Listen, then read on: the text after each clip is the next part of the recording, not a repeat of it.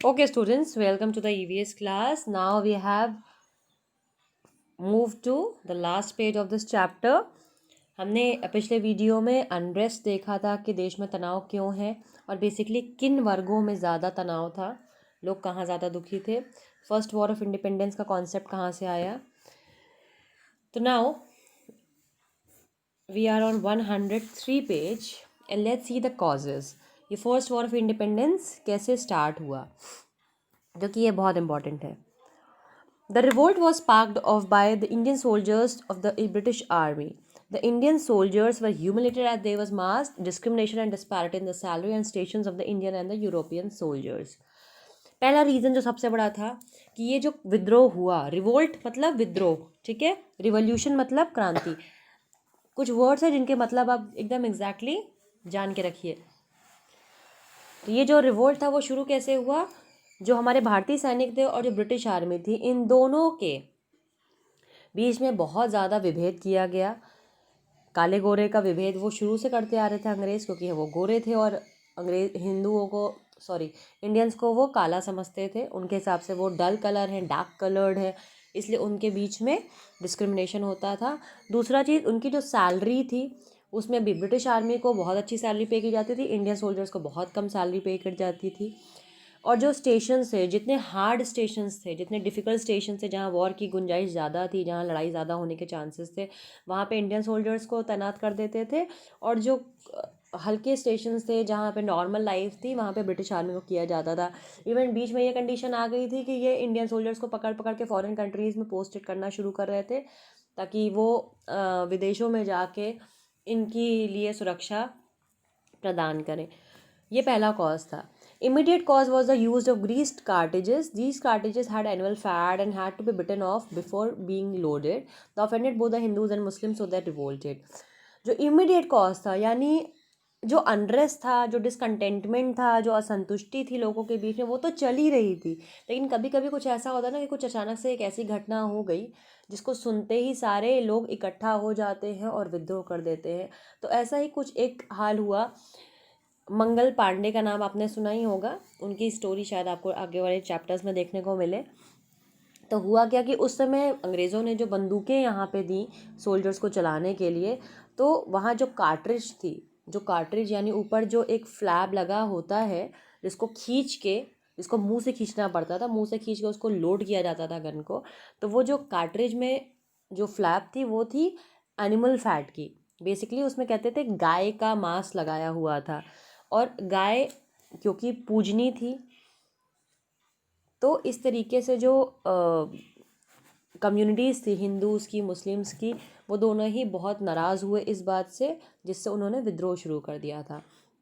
They were joined by a number of leaders from different parts of India. In Delhi, the Mughal Emperor Bahadur Shah Zafar was declared the Emperor of India and the leader of the revolt.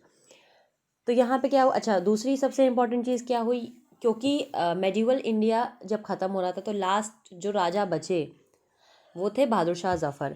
तो इन्होंने क्या किया था कि बहादुर शाह ज़फ़र को side करके खुद अपने हाथ में पावर ले ली थी.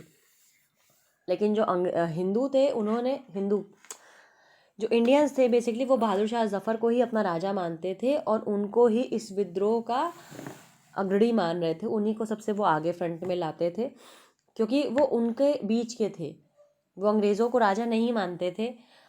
तो ऐसे में इन्होंने जो हमारे देश के लोग थे, उन्होंने बहादुर शाह ज़फ़र को उन्होंने राजा घोषित कर दिया था और इस विद्रोह का लीडर भी घोषित कर दिया था. Now other famous leaders of this revolt were Nana Sahab Tantia Tope from Kanpur, Liaquat Ali and Kunwar Singh from Bihar. Two brave women, Rani Lakshmibai and Begum Hazrat Mahal of Awadh, two fought in this struggle for freedom. इन सब के नाम को आप mark कर लीजिए, बहुत important नाम है और ये आपको याद होने चाहिए. जो आपकी एक्टिविटी मैंने दी है उसमें ये नाम आपको काम देंगे. ये हो गए बच्चों कॉजेज़, ये सारे रीज़न हो गए कि जिसकी वजह से ये 1857 का first war of independence start हुई. अब देखना है हमें इस इंडिपेंडेंस के बाद रिजल्ट क्या है, इसका प्रभाव क्या पड़ा देश पे. Rani of Jhansi gave her life in the battlefield. Jhansi की रानी के बारे में आपको पता ही है, उन्होंने लड़ते लड़ते युद्ध में अपनी जान दे दी। वो क्यों लड़ी थी आपको पता है? जो इनका डॉक्ट्रिन ऑफ लैप्स था, क्योंकि उनका अपना बच्चा नहीं था, तो जो ब्रिटिशर्स थे वो उनकी प्रॉपर्टी को कैप्चर करना चाह रहे थे, इसलिए उन्होंने अपनी प्रॉपर्टी झांसी को बचाने के लिए उन्होंने अंग्रेज़ों के साथ युद्ध किया था। बहादुर शाह जफ़र को जेल में डाल दिया गया था, उनको रंगून भेज दिया गया। इस वजह से ईस्ट इंडिया कंपनी का रूल ख़त्म हो गया था।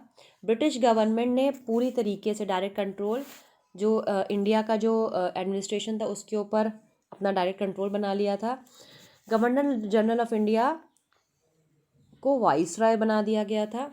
इंडियन प्रिंस को सिर्फ उनके ही अंडर जो टेरिटरी थी, मतलब ब्रिटिशर्स के अंदर जो टेरिटरी थी, बस उसी में रूल करने की परमिशन दी गई थी।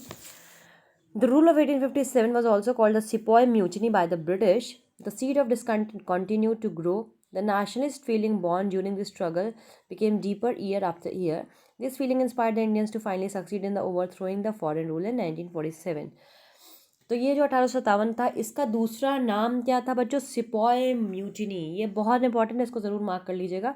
1857 को हम फर्स्ट वॉर ऑफ इंडिपेंडेंस तो कहते ही हैं, साथ साथ इसको सिपॉय म्यूटिनी यानी सिपाही विद्रोह भी कहते हैं।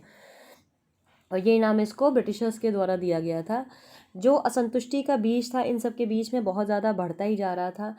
देश की फीलिंग, नेशनलिस्ट की फीलिंग जो थी वो लोगों में धीरे धीरे, अपने देश के प्रति जो प्रेम था वो बढ़ता जा रहा था, जिससे लोगों में एक एकता बन गई, जिससे फाइनली लड़ते लड़ते 1947 में देश को आज़ाद कराया गया और अंग्रेज़ों को अपने देश से निकाला गया। बच्चों, अपना देश बहुत ग्रेट है। यहाँ के जितने फाइटर्स थे, जितने लोगों ने इस पूरे स्ट्रगल में मेहनत किया, अपनी जान दे दी, वो सब बहुत ग्रेट वॉरियर्स हैं। अपने दिमाग में देश के प्रति हमेशा एक बहुत रिस्पेक्ट रखिए। देश के जितने सिंबल्स हैं, एम्बलम्स हैं, उनके प्रति रिस्पेक्ट रखिए। नेशनल एंथम के प्रति रिस्पेक्ट रखिए। और अपने जो देश की ग्लोरियस हिस्ट्री है, इसको पढ़ के अपने दिमाग में रखिए कि आप इस तरीके से आज़ाद हुए हैं और आप एक आज़ाद देश के नागरिक हैं। And you should be so proud about your country. So with this, I am taking pause to this chapter and we will be discussing the exercise.